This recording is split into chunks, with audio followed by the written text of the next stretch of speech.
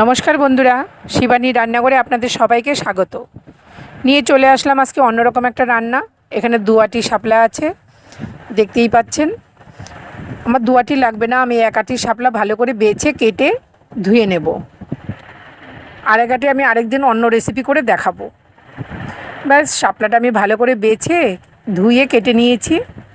শাপলাটা বাছার পরেই ধুয়েছি, তারপরে টুকরো টুকরো করে কেটেছি। এবার আমি একটা পাত্রে ডাল নিয়ে নিয়েছি।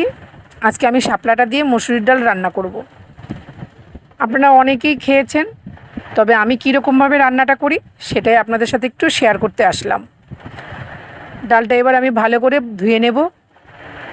এভাবে হাত দিয়ে কষলে কষলে ডালটাকে আমি 3-4 বার জল দিয়ে ধুয়ে নেব, কারণ ডালের থেকে সাদা জল বেরোয়। জলটা গরম হয়ে গেছে, এবার ধুয়ে রাখা ডালটা আমি দিয়ে দিচ্ছি। কয়েকটা কাঁচা লঙ্কাও আমি দিয়ে দিলাম। লঙ্কাটা ভালো করে ধুয়ে ডালে দিয়ে দিয়েছি। লঙ্কাটা আপনাদের পছন্দ মতো কম বেশি করে ব্যবহার করবেন। তারপরে দেখুন ডালটা খুব সুন্দর সেদ্ধ হয়ে গেছে। ডালটা আমি পুরোপুরি গলাইনি, হাফ সেদ্ধ করেছি ডালটা। এরকম হাফ সেদ্ধই ভালো লাগে শাপলা দিয়ে। এবার ডালটার মধ্যে আমি পরিমাণ মতো দিয়ে দেব লবণ, আর সামান্য একটু হলুদ দিয়ে দেব। আমি লবণ আর ব্যবহার করব না, পরিমাণ করে দিয়ে দিয়েছি। এবার ভালো করে আমি লবণ আর হলুদটা ডালের সাথে মিশিয়ে নেব। তারপরে যখন ডালটা ফুটে এসছে, এবার আমি কেটে রাখা শাপলাটাকে দিয়ে দেব।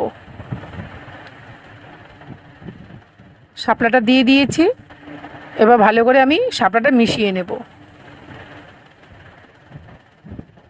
শাপলাটা মিশিয়ে রেখেছি। আমি পাশে একটু জল রেখেছি, গরম জল, কারণ ডালটা অনেকটা ঘন হয়ে গেছে। একটু গরম জল দিয়ে দেব, কারণ শাপলাটা সেদ্ধ হবে, আরও শুকিয়ে যাবে। তাই সামান্য একটু গরম জল আমি ডালের সাথে অ্যাড করে দেব।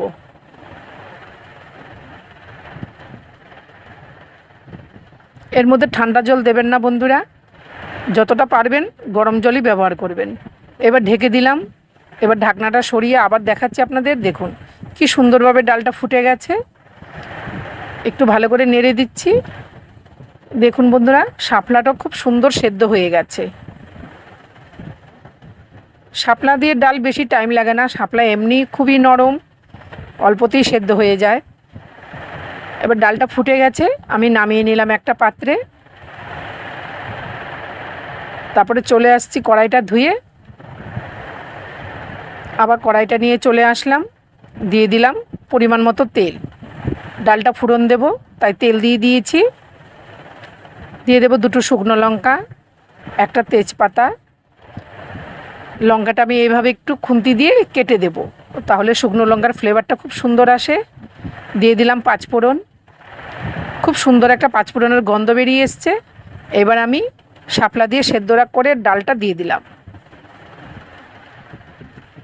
যেই ডালটা আমি শাপলা দিয়ে সেদ্ধ করে রেখেছি, সেই ডালটা আমি ঢেলে দিয়েছি। ব্যাস, এবার ডালটা খুব সুন্দরভাবে ফোটাতে হবে। দেখুন শাপলাটা খুব সুন্দর হয়ে গেছে। শাপলাটা কিন্তু একেবারে গলে যায়নি, আপনারা দেখতেই পাচ্ছেন, বেশ গোটা গোটাই রয়ে গেছে, কিন্তু শাপলা খুব সুন্দর সেদ্ধ হয়ে গেছে। বন্ধুরা, আপনারা এর মধ্যে একটু ধনেপাতা কুচি দিয়ে দেবেন, তাহলে এর স্বাদ আরও দুর্দান্ত হয়। এবার ডালটা আমি একটা পাত্রে নামিয়ে নিয়েছি। শাপলা দিয়ে এই মুসুরির ডালের রেসিপিটা আপনাদের কাছে কেমন লাগলো বন্ধুরা, কমেন্ট করে অবশ্যই জানাবেন। আমি এরকম নতুন নতুন রেসিপি নিয়ে আপনাদের কাছে আবারও চলে আসব। আপনারা সবাই ভালো থাকবেন, সুস্থ থাকবেন। দেখা হচ্ছে অন্য কোনো রেসিপি নিয়ে অন্য কোনো ভিডিওতে। আজ আসি, টাটা।